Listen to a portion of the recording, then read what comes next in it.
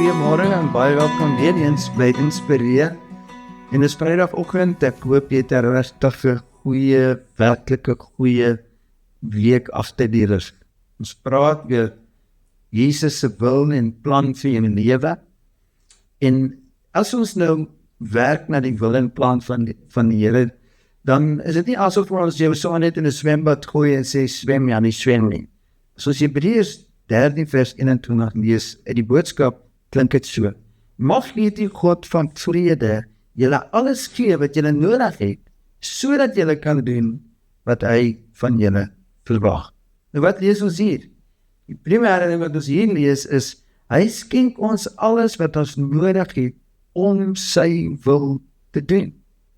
Die Heilige Gees kom en kom lei ons, kom rig ons en kom gee ons al die resources en al die krag wat ons nodig het om die wil van God te doen.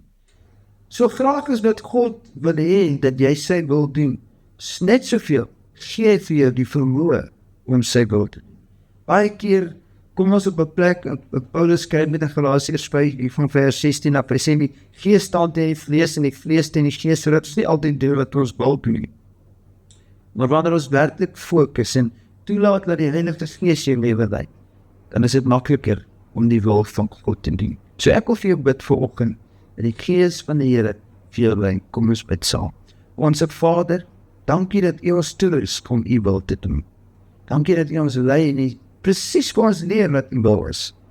Bid vir elkeen wat vanoggend luister, dat U Here sal vol met U Heilige Gees, en dat hulle so beleef, dis net makliker om se volgende lewe te lei en dan in die wil van die Here dit moes. In Jesus wonder naam. Amen. Goed gaan, sien jou môreoggend, Saterdagoggend vir die laaste keer. Inspireer hierdie week.